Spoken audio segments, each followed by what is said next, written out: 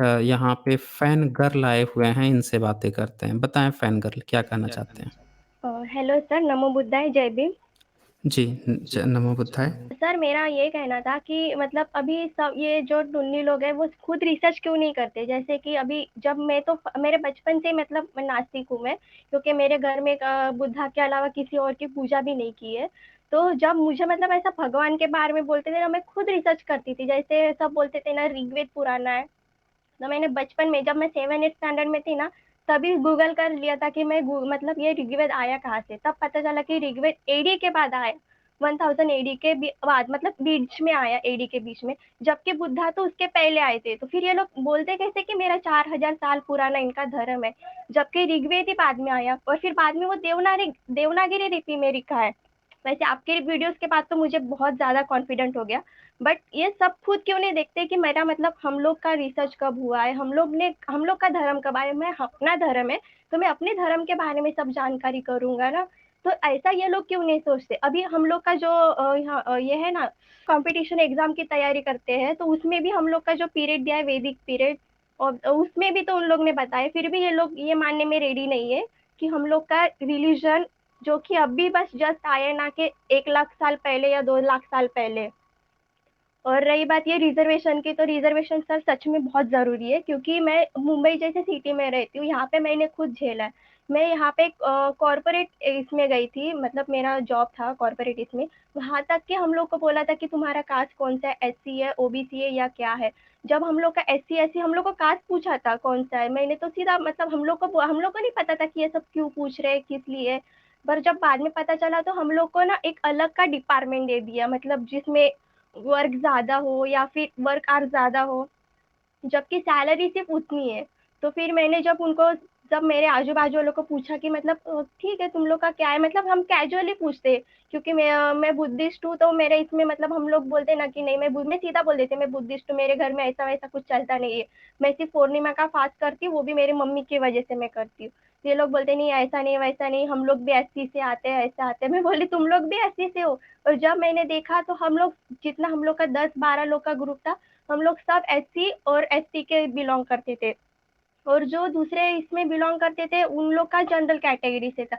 जबकि उनकी सैलरी हमसे हाई थी, जबकि सेम लेवल था हम लोग का वर्किंग आवर, पर उनकी सैलरी हाई थी, हम लोग की सैलरी कम थी। जब मैंने उनको पूछा ऐसा क्यों, तो बोलते हैं नहीं, तुम लोग का डिपार्टमेंट अलग है, इसलिए तुम लोग को सैलरी कम दे रहे। उन लोग का डिपार्टमेंट अलग है, इसलिए उन लोग को सैलरी ज्यादा दे रहे। पर जब बाद में मेरे एक कलीग ने बताया था कि अरे ये लोग इधर कास्ट कास्ट खेल रहे, मतलब जो जनरल वाले उन लोग का अलग है, अपना अलग है। इसलिए मैंने वो कंपनी भी छोड़ दिया। मतलब कॉर्पोरेट इसमें भी ये लोग कास्टिज्म कर सकते हैं, जबकि वहां पे तो रिजर्वेशन नहीं है ना, तो वहां पे उन लोग को ऐसा कुछ करने की जरूरत ही नहीं है। तो फिर मतलब ये भी सोचने वाली बात है ना, अगर जहाँ पे रिजर्वेशन निकल गया, तो फिर तो एससी वालों की कोई कदर ही नहीं होगी। जो भी रिजर्व कैटेगरी है, एससी वॉट छोड़ दो एससी को, जो भी रिजर्व कैटेगरी है, जितने भी आते, वो वो क्यों नहीं स्टैंड लेते? अभी 49% इन लोग हम लोग का है, पर इसमें से सिर्फ जो एससी के है, वो भी गिने चुने लोग ही जो बाबा साहेब की रिस्पेक्ट करते। बाकी सब उनको गालियां देते, जबकि उनको पता भी नहीं है कि बाबा साहेब की वजह से आज वो लोग इतना मतलब लेवल कर रहे हैं या फिर स्टैंड पे है। तो उनको भी सोचने वाली बात है ना कि हम लोग यहाँ तक आए, तो आए किसकी वजह से? वो भी बाबा साहब को गालियां देते कि नहीं, तो तुम भीमता है, तू ये है, तू वो है। मैं बोलती हूँ हाँ, मैं हूँ भीमती। तो जिनकी वजह से मैं यहाँ पे खड़ी हूँ, वही उसको तो मैं ऑब्वियसली रिस्पेक्ट दूंगी। वो मेरे लिए मम्मी डैडी की तरह ही है, उनको वही लेवल पे मैं रिस्पेक्ट देती हूँ जितने में मेरे मॉम डैड को देती हूँ। तो वही बात है सर। जी, जी फैन गर्ल आपने बहुत ही खूबसूरत ढंग से अपने बातों को रखा है और आपने एक बड़े अच्छा पॉइंट शुरू में जो पहली बार आपने डिस्कस किया कि वैदिक पीरियड का, कि इनके वैदिक का तो कोई सबूत नहीं है, इनकी चीज़ें भी बाद में लिखी गई हैं। सबूत सारे के सारे जो हैं वो मिल रहे हैं बौद्ध मार्ग के और बुद्धिस्ट राजाओं के। फिर भी ये लोग ज़बरदस्ती जो है कहते हैं कि नहीं हमारा पुराना है, हमारा पुराना है, सबूत नील बटे सन्नाटा है। पीढ़ी दर पीढ़ी ढोते हुए आए थे, एक कल्पना और कल्पना के आधार पर सभ्यता खड़ा करना, ये इनकी हकीकत है। और जिनका पूरा का पूरा सबूत ही ज़मीन के नीचे से निकल के मिल रहा है, उन पर ये लोग जो है वो कर रहे हैं कि नहीं ये है, वो है। तो इससे ये भी पता चलता है, आप देखिए इस बात को समझिए कि जिनकी संख्या इतनी कम है बौद्ध मार्ग की, फिर भी वो स्टैंड किए हुए हैं। फिर भी पूरी दुनिया आके लोग जो हैं उसको सपोर्ट कर रहे हैं, उसकी बात मान रहे हैं। विदेश में उसकी ही रिस्पेक्ट है, क्यों? क्योंकि उसी के ही सबूत हैं। इनको भी विदेश में उसी का ही सबूत देना पड़ता है। तो ये जिसके पास सबूत होता है ना, उसकी संख्या कितनी भी कम क्यों ना हो, उसकी ही बात सुनी जाती है। तभी तो ये फाइट कर पा रहे हैं। अच्छा, इनके पास कोई सबूत नहीं है, उस पॉइंट को आपने बहुत अच्छे से उकेरा है और ये लोग नहीं मानते हैं क्योंकि इनको पता है कि इनका जो पूरा झूठ का प्रपंच जो है अचानक से साफ हो जाएगा पूरी दुनिया के सामने कि हज़ारों साल से तो ये मूर्ख बनाते आ रहे हैं और अब भी जो है मूर्ख बना रहे थे, अब पूरी तरह से एक्सपोज़ हो गए। इसीलिए ये झूठ बोलते हैं ये लोग, स्वीकार नहीं करते सत्य को। दूसरा पॉइंट आपने ये कहा कि आप जॉब में जहाँ पे डिस्क्रिमिनेशन होता है, एक ही जगह पे जो दूसरे वर्ग के लोग हैं उनको अच्छी सैलरी दी जाती है, आपके साथ डिस्क्रिमिनेशन या जो इसी वर्ग के लोग हैं डिस्क्रिमिनेशन, ये बिल्कुल सही पॉइंट है, ऐसा बहुत जगहों पे पाया गया है और बिल्कुल आपने अच्छा किया यहाँ पे इस पॉइंट को हाइलाइटेड किया। सभी लोग देख भी रहे होंगे कि देखिए इस तरह की चीज़ें भी चल रही हैं समाज में। हमारे बच्चे जो हैं, हमारे लोग जो हैं, उनके साथ एक ही पोस्ट पे इस तरह की डिस्क्रिमिनेशन की जा रही है। थर्ड पॉइंट जो था वो आपने अभी बताया कि तरह-तरह के जो संबोधन भरी, जैसे आप देखेंगे आम तौर पे कि कोई भी जाकर इन्हें कोई ये नहीं कहता कि तू जो है ये है, काली सूचक या कोई ऐसी सूचक शब्द इनके लिए इस्तेमाल नहीं करता। लेकिन इनके मुँह खुले हुए हैं, मुँहफट बने हुए हैं, अचानक से इनके मुँह से निकले तुम भीमटा है, तू ये है, तू वो है। अगर नहीं सुधरते हैं तो मोरल वैल्यू है, जो मोरल टीचिंग है, वो इनके लोगों को ही खुद समझना होगा कि इन्हें अपने बच्चों को कैसे संस्कार देने हैं। अगर इनके धर्म का यही संस्कार है मुँहफट बनाना कि कहीं पे किसी को जो विक्टिम है उसके लिए इस तरह की अशब्द या अभद्र प्रणाली, तो हमें अपने लोगों को ये बताना पड़ेगा कि ये धर्म फिर हमारे लिए है ही नहीं।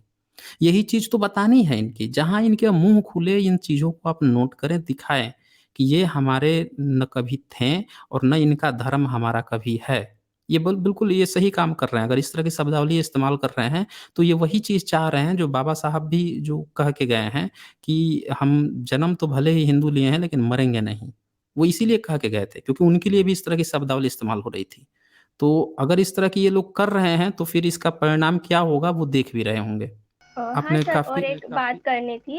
एक्चुअली मैं मतलब मेरे जो आसपास है, वो मैं देखती हूँ ना, जो ब्राह्मणिकल जो है, जो रियल ब्राह्मण है ना, वो लोग भगवान पूजा वूजा में ज्यादा इंटरेस्टेड नहीं है। पर जो लोअर कास्ट है, जो एकदम मतलब सॉरी भंगी वगैरह समाज से आते हैं ना, वो लोग इतना पूजा पाठ कर दे कि पूछो मत। लाइक नजर उतारना या फिर कुत्तों को खाना खिलाना, कौवों को खिलाना। और जो ब्राह्मण है वो तो कुछ भी नहीं करते, वो तो सीधा मतलब मंदिर में दिया लगा दिया बस, ना पूजा पाठ ना कुछ। पर ये लोअर कास्ट वालों को मतलब जो जब भगवान को मानने का भी अधिकार नहीं था, तो अब मानने का अधिकार मिल गया तो एकदम अंधे भक्त जैसा मानने लगते हैं। जबकि जिन्होंने भगवान का ये किया है, निर्माण किया है, वो लोग तो कुछ करते भी नहीं पूजा पाठ। तो फिर इनको ये बात क्यों नहीं समझ में आती? जी, बिल्कुल, बिल्कुल सही कहा है आपने।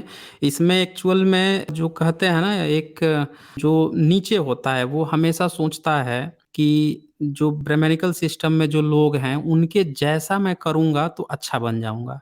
इस चक्कर में बहुत से ओबीसी, एससी, एसटी फँस गए हैं। कई तो ऐसे ओबीसी लोग हैं जो बेचारे इतना दिन-रात मंदिर में नाक रगड़ रहे हैं, सुबह से उठ के घंटा बजाना शुरू कर देते हैं। उनको लगता है कि ऐसा करूँगा मैं तो मैं ब्राह्मण ही बन जाऊँगा, ईश्वर की कृपा ही उस पर हो जाएगी। तो अपने को वो सो कॉल्ड अपर कास्ट का दिखाने के लिए या बताने के लिए आते वो पिछड़े वर्ग से हैं, एससी-एसटी वर्ग से, दिखाने के लिए घंटा प्रथा के पीछे, धर्म के पीछे भाग रहे हैं। वो पढ़े-लिखे लोग भी हैं इसमें। इसमें ऐसा नहीं है कि जो है अनपढ़ लोग ही हैं, पढ़े-लिखे वर्ग भी ऐसा कर रहा है। तो उनको ये समझना पड़ेगा, उनके बच्चे जो हैं ना, वो उनको भी समझाना पड़ेगा। धीरे-धीरे ये प्रोसेस होगा, अचानक से तो नहीं होगा क्योंकि लोगों में जो भागने की प्रथा है ना, नकल करने की प्रथा है, उसके जैसा बन जाऊँगा, ऊँचा बन जाऊँगा। अरे तुम ऊँचा थोड़े बनोगे, तब भी नीचे रहोगे। तुम्हारा समाज जो है, अपने समाज में ऊँचा बनोगे, ब्राह्मण की तरह बन के, तो वो कहीं से भी जस्टिफिकेशन नहीं होगा। ना हुआ है आज तक। जी। हाँ सर, अभी आज वैसे वुमेन डे है, पर अभी कितने वुमेन्स को पता नहीं, कितने तो औरतों को पता नहीं है कि आज उनको इतना सारा जो अधिकार मिला है जो भारत में, वो किसकी वजह से मिला है। जिनको पता है वो सिर्फ एक तो कॉम्पिटिटिव एग्जाम की तैयारी करते हैं, उनको पता है थोड़ा बहुत, या फिर जो बुद्धिस्ट है या फिर शेड्यूल कास्ट है उनको पता है। जो ब्राह्मण या फिर ओबीसी ये इसमें आते हैं ना, जो क्षत्रिय वैश्य में, उन औरतों को तो पता भी नहीं है कि आज उनकी वजह से, बाबा साहब की वजह से वो स्कूल जाते हैं। वो बोलते क्या किया है तुम्हारे भीमते ने हमारे लिए। मैं बोली हिंदू कोड बिल जाके पढ़ लेना, क्या किया है भीमते ने तुम्हारे लिए। वो तुम्हारा वैदिक पीरियड की वजह से तुम लोग को पढ़ने भी मिलता था, भीमते की वजह से आज तुम लोग उधर हो। अगर भीमते नहीं होते ना तो तुम होते भी नहीं यहाँ पे। पर वो बोलते नहीं, ऐसा नहीं वैसा नहीं, हिंदू कोड बिल जैसा कुछ नहीं है। वो लोग सीधा ये बोलते हैं, लाइक मतलब कॉन्स्टिट्यूशन को वो लोग कचरा जैसा समझते हैं। ये पॉइंट आपने कहा, देखिए ये आपके इस पॉइंट से पता चल रहा है कि कित हद तक इनके मुंह खुले हुए हैं और किस हद तक इनका ब्रेन वॉश किया गया है। जिनको ये तक नहीं पता है कि इनको, इनके बच्चियों को पढ़ने का हक किसने दिया है। लड़कियों को तो मनुस्मृति ने तो कतई नहीं दिया है, वो तो बाबा साहब की ही देन है, चाहे वो अपर कास्ट की ही महिला क्यों ना हो। हिंदू कोड बिल ये सब बाबा साहब ने इसके लिए प्रयास किया था। इस्तीफ़ा तक दे दिया कि अगर मेरी बात नहीं पास हो रही है तो मैं नहीं रहूँगा। इतने वो आगे तक उसके लिए तत्पर थे। तो इस पर लाएँगे हम लोग, इस पे और भी डिटेल से स्ट्रीम की जाएगी। जो हक है ना वो लोगों तक पहुँचाना, ये हम लोगों का कर्तव्य है। वो लोग तो पहुँचाएँगे नहीं, हम लोगों को पहुँचाना पड़ेगा, तो हम लोग इस पे काम करेंगे फैन कर। ओके चल, थैंक यू। मैं आपको कॉन्ग्रेचुलेशन करना चाहूंगी, आपके 50 के हो गए सब्सक्राइबर। मैंने जब आपको सब्सक्राइब किया था तब आपका 12 के ही था, मतलब रैशनल वर्ल्ड पे। तो अभी इतना सारा बढ़ गया है तो अच्छा लग रहा है, आपके सब्सक्राइबर बढ़ रहे। कॉन्ग्रेचुलेशन। जी, ओके फैन गर्ल, बहुत शुक्रिया आपका, और आपको इंटरनेशनल वीमेंस डे के लिए हैप्पी बधाई आपको भी, और शुक्रिया आपका।